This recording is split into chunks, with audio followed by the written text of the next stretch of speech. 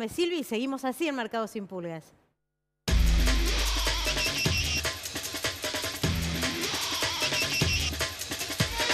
Absolutamente, absolutamente. ¿Y cómo encaja? ¿Qué pasa? ¿Qué pasó? A ver. Incidente. Están agrediendo, están entrando, tirando bombas. Están tirando bombas contra el... Están tirando bombas, están rompiendo todo. Vamos, muestren. Mirá cómo han roto todo. Estábamos haciendo la nota, mirá cómo han roto, es tremendo. Siguen tirando pedradas, cuidado.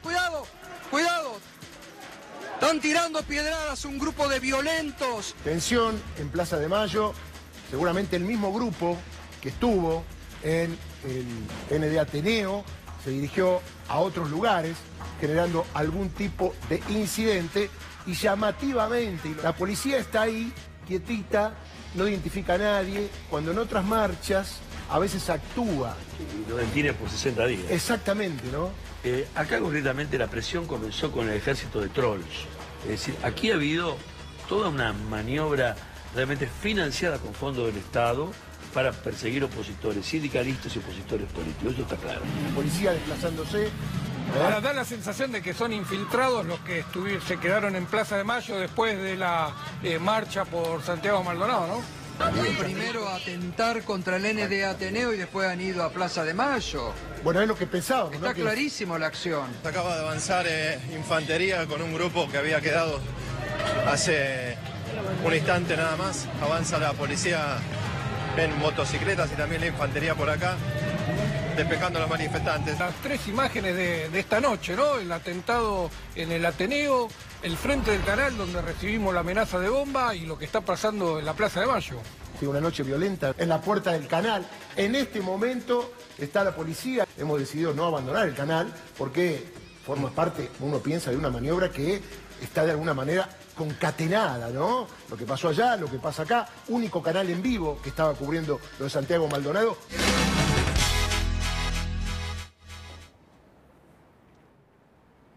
Bueno, un año...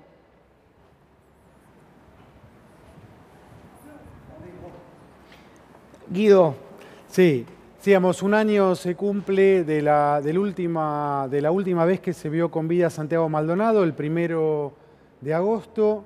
El cuerpo aparece en las aguas del río Chubut el 17 de octubre.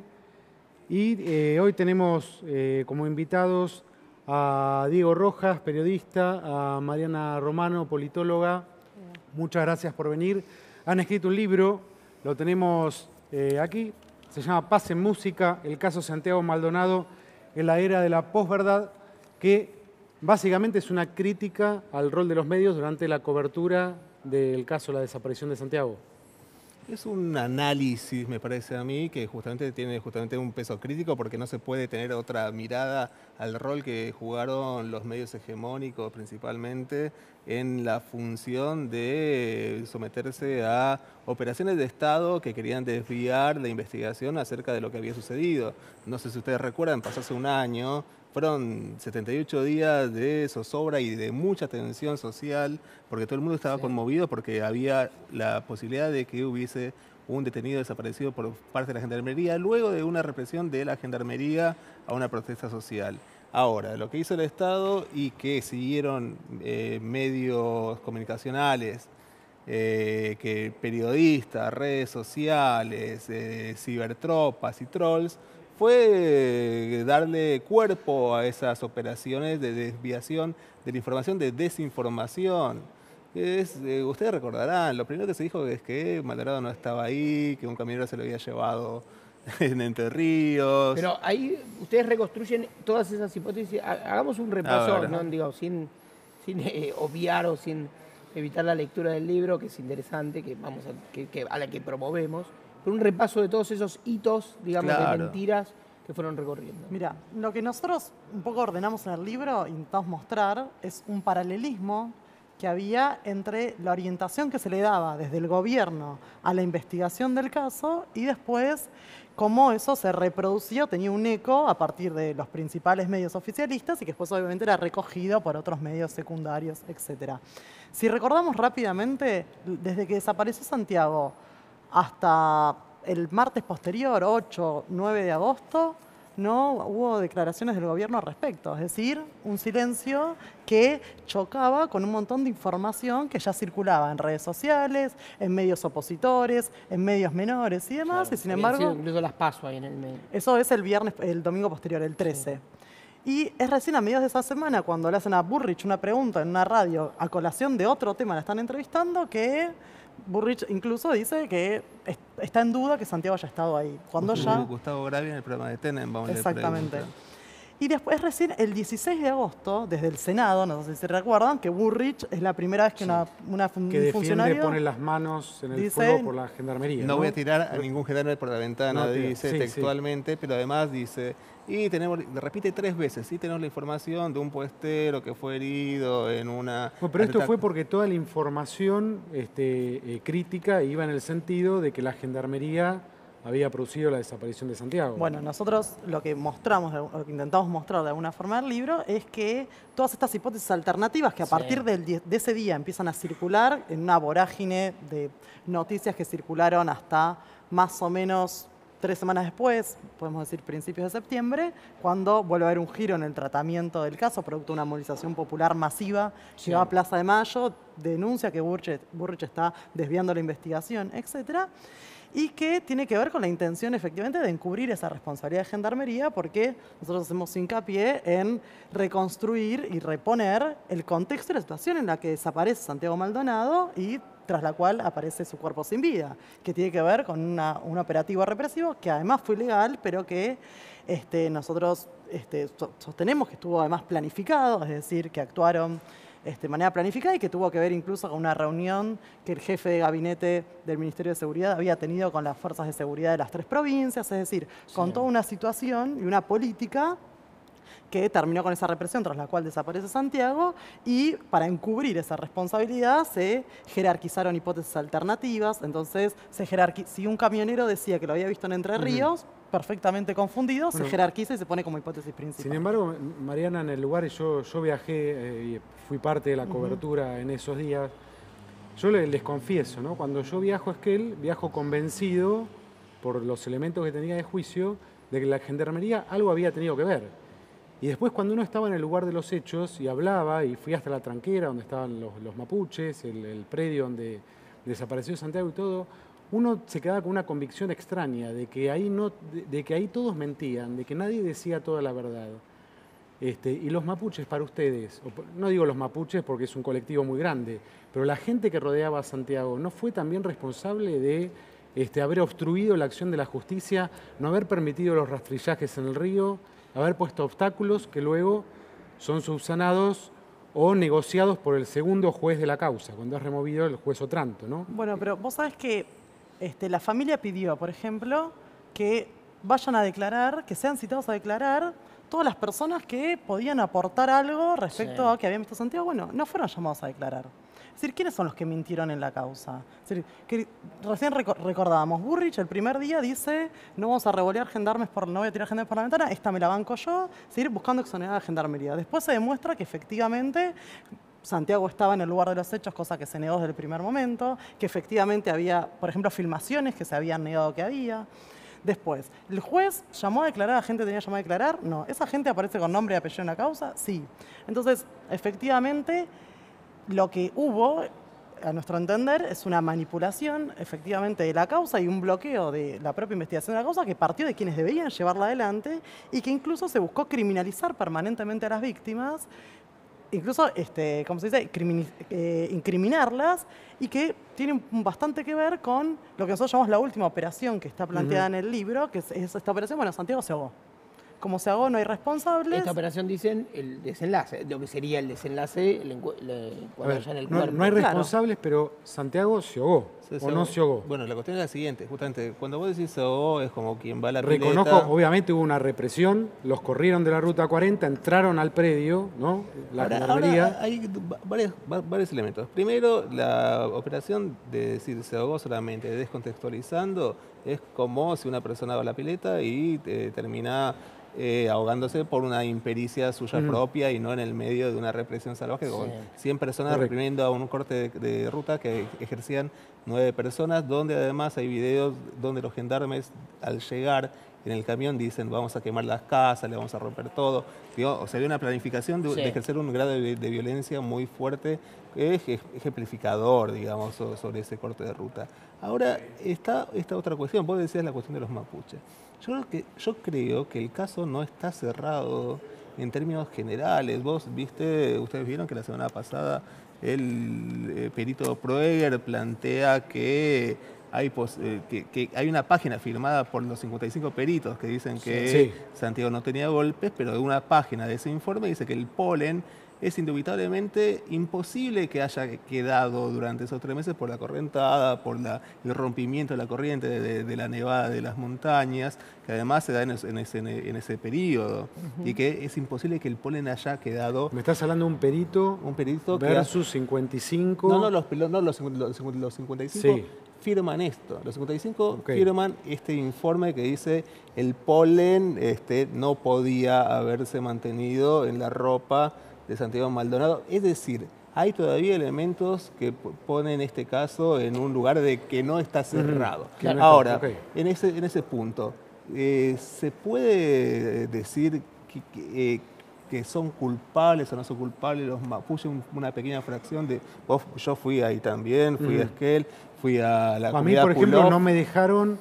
Yo quería llegar hasta el río, llegué hasta la tranquera, por cuestiones sagradas, me esgrimieron una cantidad de argumentos.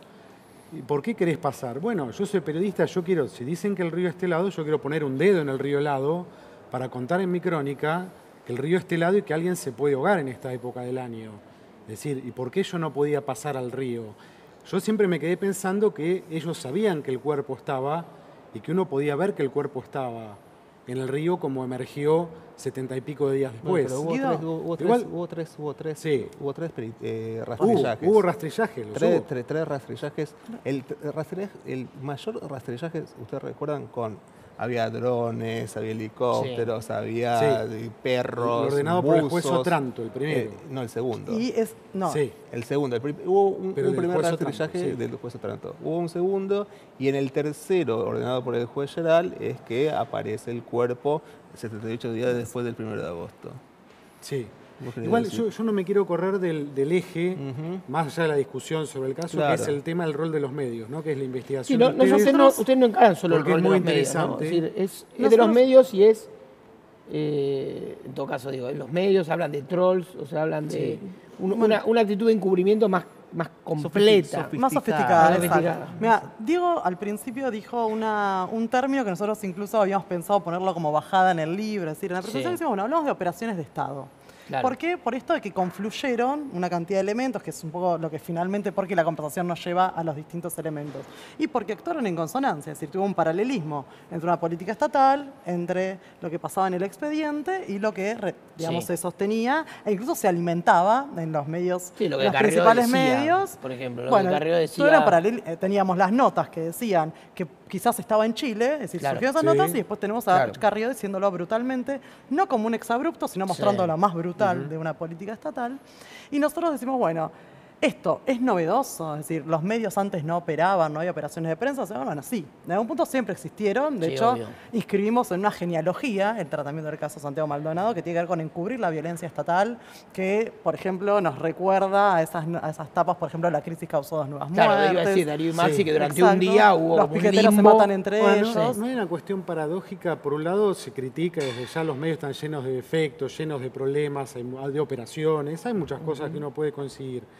Pero en definitiva, el hecho de que los medios hayan estado detrás del caso con tanto interés, si nos íbamos los enviados especiales y el caso perdía interés, si hubiera llegado a descubrir, a encontrar el cuerpo, o hubiera pasado tantos desaparecidos. Les pregunto si no hay una paradoja en esto. Para nosotros, porque siempre se critica el rol de los medios, pero a la vez también, si no es importante que los medios Pero mira, estén. qué interesante. En este caso, ¿cuánto tardaron en ir los enviados especiales a cubrir desde el lugar de los hechos? En cualquier momento pasa cualquier cosa en cualquier punto del país irrelevante y tenemos a todas las empresas de medios mandando a enviados. Bueno, acá no pasó eso. ¿Y por qué no pasó eso? Porque había un taponeo informativo. Los primeros enviados llegaron a fines de agosto. Es decir, los principales medios que se dan cobertura de esto mandaron. Y acá era mucho más importante incluso, porque había que mostrarle al país un territorio que puede ser desconocido para la gran mayoría de la población. Y además hay redes sociales, hay movilización. Exacto. Creció por la movilización y los medios también se hicieron eco. Y hay un elemento importante, perdón. El crimen de Santiago Maldonado tuvo lugar y tuvo que ver con cuestiones políticas muy profundas. Es decir, por acá no está en juego simplemente una política represiva que nosotros podemos recordarlo. ¿Por qué azar. estaban cortando la ruta? Los podemos recordar. Exactamente. Bueno, acá se reclamaba por la liberación de Facundo Jones Guala, que había sido apresado por segunda vez el mismo día que se reunía el presidente Macri con su par chilena. ¿Sí?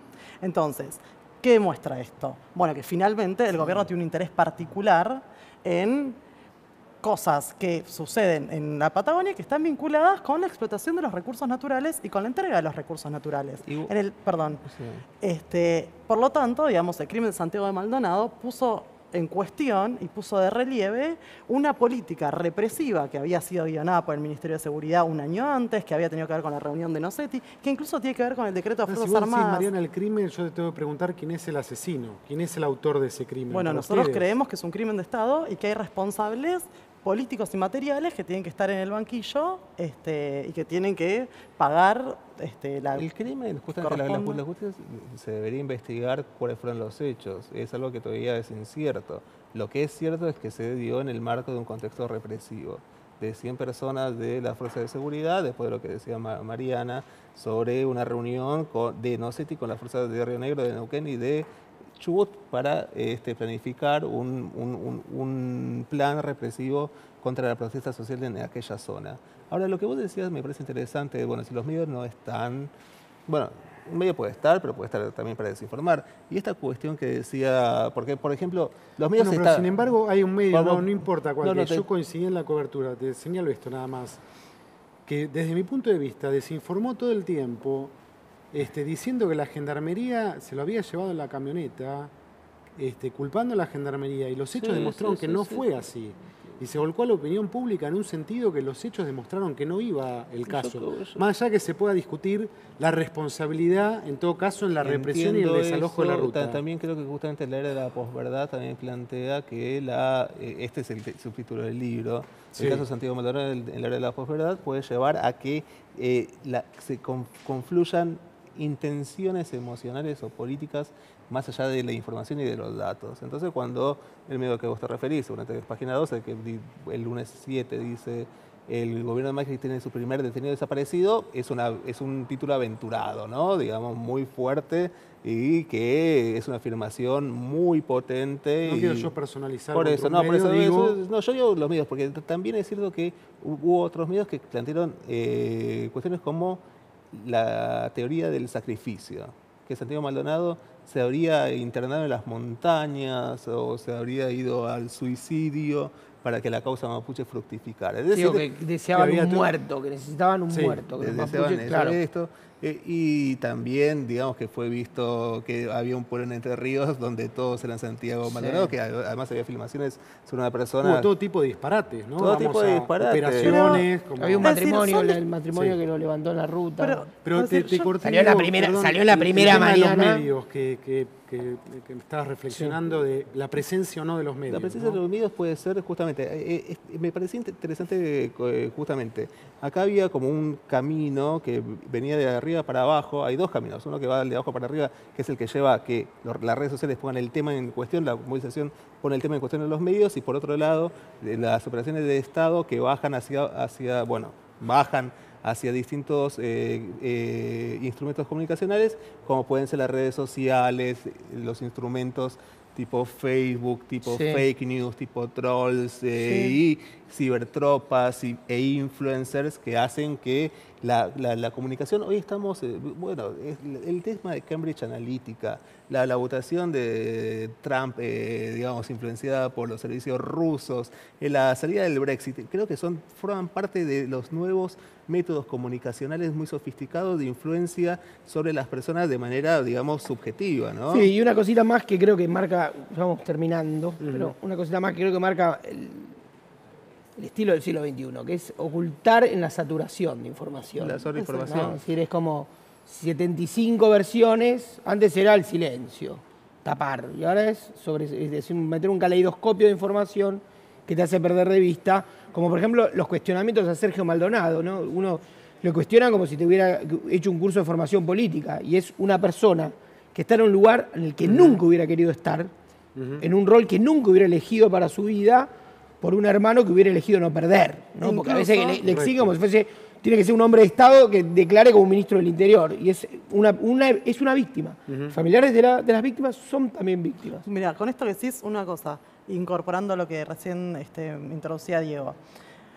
La función que tienen, por ejemplo, en las redes sociales que nosotros marcamos en el libro, estas ciberpatrullas, es hostigar también a quienes están llevando adelante un reclamo, erosionarlo. Exacto. Es decir, juegan y forman parte de una misma, digamos, orientación o sentido, cada uno con sus diferentes aportes, podemos decirlo, ¿no?